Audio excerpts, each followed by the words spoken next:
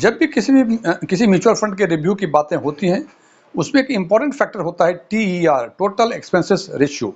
हालांकि ये ही एक अकेला फैक्टर नहीं है जिसके बेसिस पे हम फंड का रिव्यू करके बता सकते हैं कि ये अच्छा फंड है या अच्छा फंड नहीं है।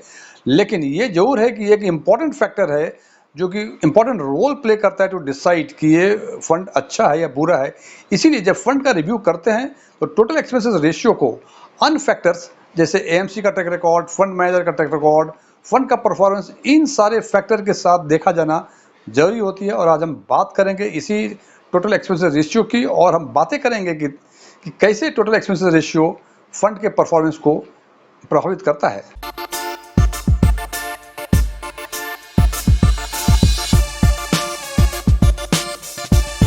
यदि मेरा ये वीडियो आपको पसंद आए, इसे लाइक करें, अपने फ्रेंड्स के साथ शेयर करें।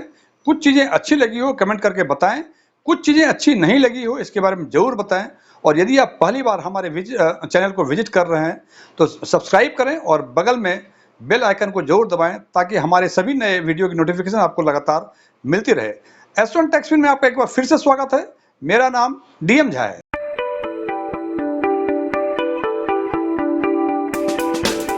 आज की एनालिसिस में हम 3 बिंदुओं पर बात करेंगे। सबसे पहला, ट्रांसफर टोटल एक्सपेंसेस रेशियो क्या है।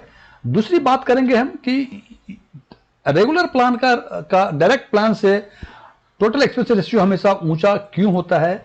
और तीसरी बात करेंगे कि मार्केट रेगुलेटर सेबी ने टोटल एक्सपेंसेस रेशियो का मैक्सिमम लिमिट क्या फिक्स किया हुआ है और ये कैसे कैलकुलेट किया जाता है। इसके लिए हम एग्जाम्पल लेकर ही बातें करेंगे। तो सबसे पहले देखते हैं टोटल एक्सपेंसेस रेशियो क्या है।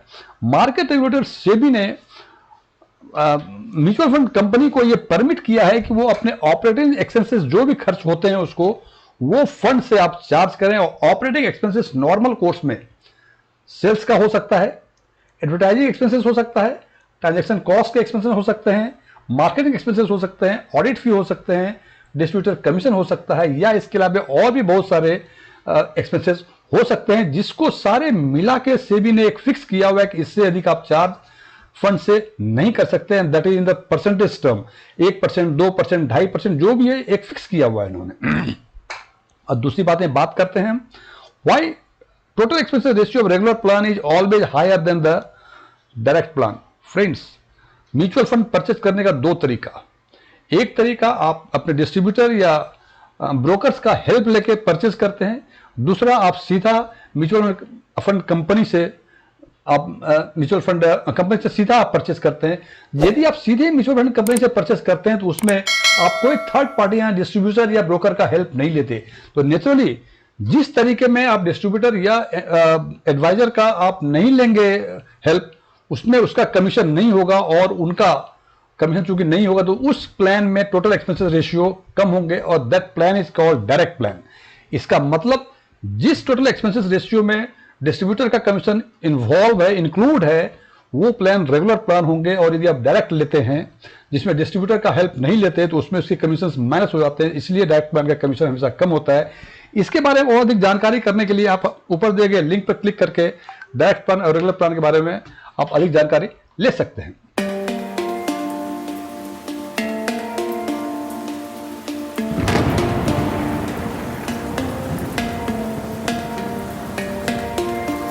अब हम चर्चा करेंगे मार्केट रेगुलेटर सेबी ने जो टोटल एक्सपेंसेस रेशियो का प्रोविजंस दिया हुआ है दैट इज मैक्सिमम, और ये उन्होंने बेस्ड किया है एक पार्टिकुलर फंड के एसेट अंडर मैनेजमेंट के बेसिस पे। हालांकि सेबी ने एक डिस्कशन पेपर को सबमिट किया है जिसमें उन्होंने प्रपोजल दिया हुआ है कि अब टोटल एक्सपेंसेस रेशियो AMC के एसेट अंडर मैनेजमेंट के बेसिस पे लगना चाहिए, न कि पार्टिकुलर फंड के बेसिस पे।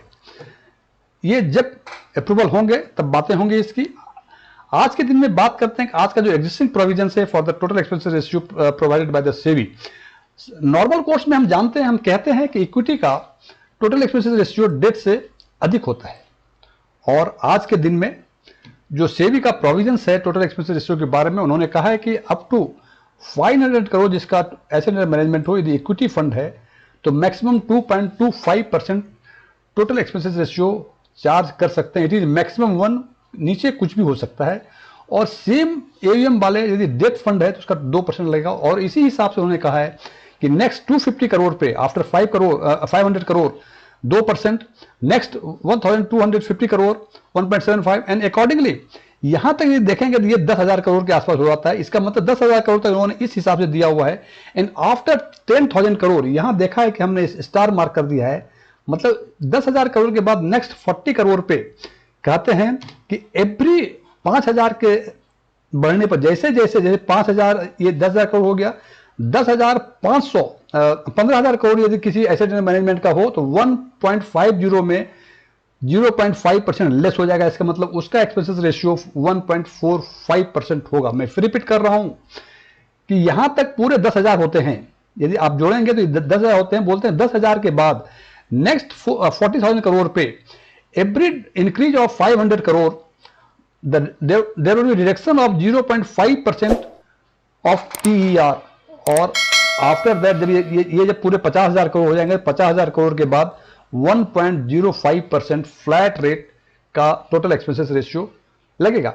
इसको समझने के लिए हमने एक एग्जांपल लिया हुआ है, उससे शायद बेहतर समझ पाएंगे। और ये बता दूं कि ये एक्सपेंसेस रेशियो जो चार्ज होते हैं वो एवरेज डेली एनएवी के बेसिस पर चार्ज होता है। अब इसको एक एग्जांपल के से हम समझते हैं कैसे चार्ज किया जाता है। तो हम देखते हैं, मान लीजिए किसी फंड का एसेट मैनेजमेंट 600 करोड़ है, तो 500 करोड़ पे 2.25% लगता है। इक्विटी फंड मान के चला हूं मैं, तो 500 करोड़ का 2.25% इट इज 11.25 करोड़, और नेक्स्ट 100 करोड़ जो है इसका 2%, ये 2 करोड़ होगा।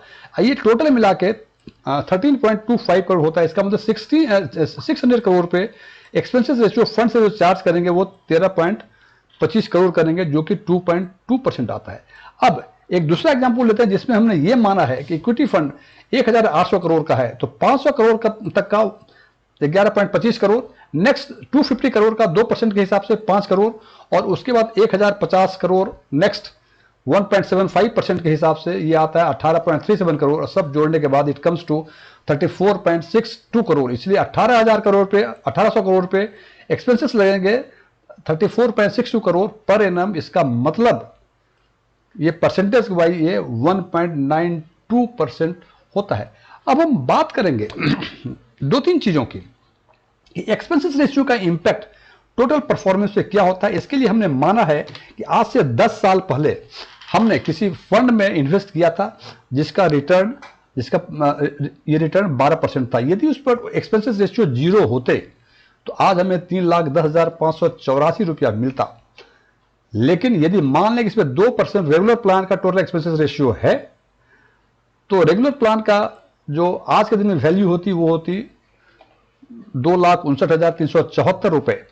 और यदि मान लें कि हमने डायरेक्ट प्लान लिया हुआ है, इसका डायरेक्ट प्लान और इसमें डिस्ट्रीब्यूशन कमीशन 0.5% है, इसका मतलब एक्सपेंसेस रेशियो जहां 2% था अब हो जाएगा 1.5%, और 12 माइनस 1.5% इट वुड बी 10.5%, और उसके हिसाब से ये होता 2,71,408 रुपए। तो देखें फ्रेंड्स, यदि एक्सपेंसेस रेशियो ना होता तो 3,10,000 होता, और यदि रेगुलर प्लान का होता तो ये 2,59,374 के आसपास का होता। इसका मतलब करीब करीब 1 लाख में ही 10 साल के अंदर 50,000 का डिफरेंस आता है।